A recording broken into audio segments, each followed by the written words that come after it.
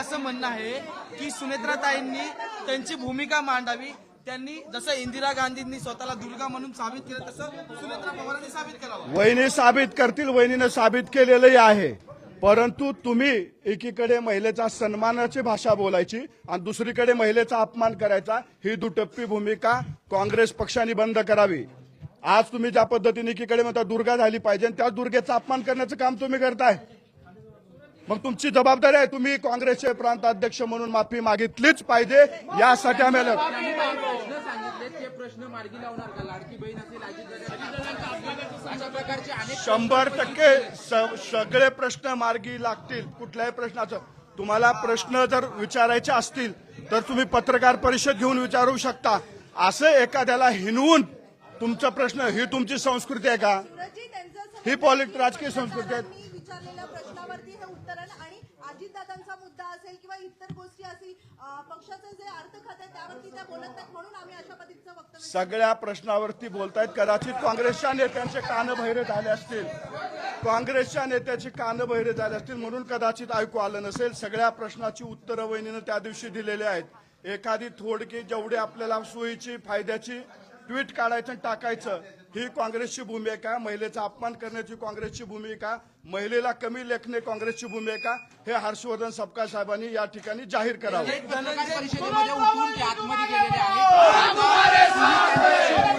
समन्वय साधून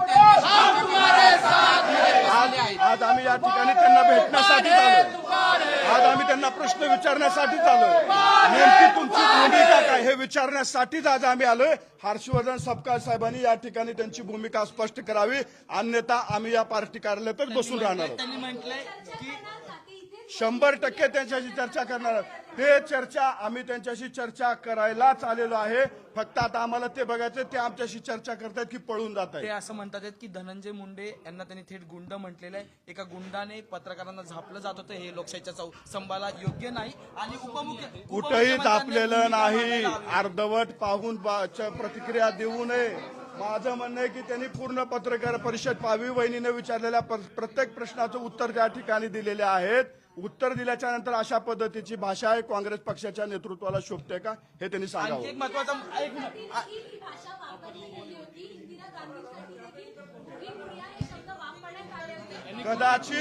कदाचित इंदिरा गांधीजींचा विसर आणि त्यांच्या विचाराचा विसर हा काँग्रेस पक्षाला पडलेला दिसतोय. जर एखाद्या महिलेला गुंगी महिला म्हणल्याच्या नंतर इंदिराजीनं इतिहास रचला होता, आज वहिनी सुद्धा इतिहास रचतील. परंतु तुमची मानसिकता तुमच्या एक्स पोस्टवरनं दिसते की तुम्ही आज महिलेला कमी लेखताय. आज तुम्ही या महिलेला कमी लेखता, महिलेला कमी दाखवण्याचं काम तुम्ही करताय. म्हणून जबाब विचारण्यासाठी आम्ही या ठिकाणी आलेलो आहोत. आता आम्हाला बघायचं सपकाळ साहेब आमची भेट घेत आहेत. आणखी एक प्रश्न त्यांनी उपस्थित केला की ते असं म्हणतात काँग्रेसच्या जसं आज कार्यालयात आलोय, प्रत्येक जिल्ह्याच्या काँग्रेस कार्यालयात जाऊन आम्ही आंदोलन करू आणि प्रत्येकाला जबाब विचारू की तुमची भूमिका आहे का? महिलेला कमी लेखण्याची तुमची भूमिका आहे का?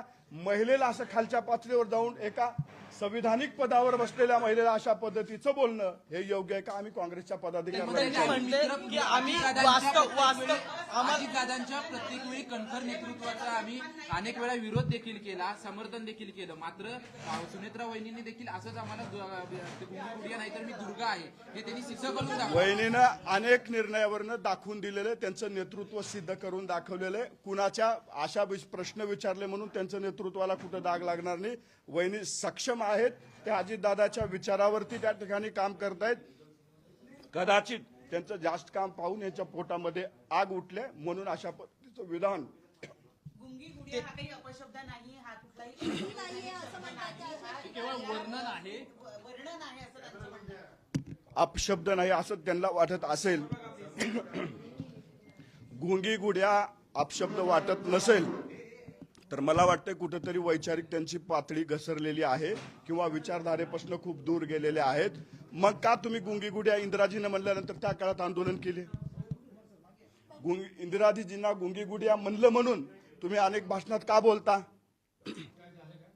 अपशब्द नाही ना तुमचा. त्यांचं असं म्हणणं आहे की त्यासाठी आंदोलन करण्यापेक्षा काँग्रेसच्या कार्यालयामध्ये आंदोलन आंदोलन करण्यापेक्षा अजित पवारांसाठी आंदोलन करावं राष्ट्रवादीनं असं म्हणतात. राष्ट्रवादी काँग्रेस पक्ष अंतर्गत प्रश्न सोडवण्यासाठी सक्षम आहे. आम्हाला कुणाच्या सल्ल्याची गरज नाही. अजितदादा महाराष्ट्राचे लोकप्रिय नेते होते, त्यांना सुद्धा न्याय भेटेल. परंतु अशा पद्धतीचं एक्सपोस्ट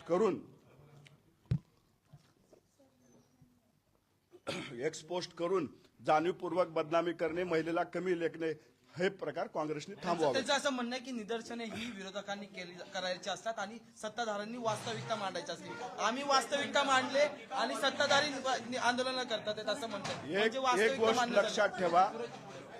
लक्षात ठेवा, निदर्शनं ही तुम्ही विकास कामावरती केले तर ठीक आहे. तुम्ही व्यक्तिगत पातळीवरती टीका कराल आणि तुमच्या विरोधात कुणी बोलणारच नाही, निदर्शन होणारच नाहीत, अशी अपेक्षा कशी काय करू शकता? आज काँग्रेसनं खरी त्यांची मानसिकता दाखवल्या. महिलेबद्दल महाराष्ट्रातल्या प्रत्येक महिलेनं विचार करण्याची वेळ आलेली आहे. एका संविधानिक पदावर बसलेल्या महिलेला ही काँग्रेस जर अशी करत असेल तर सर्वसामान्य महिलांचं काय?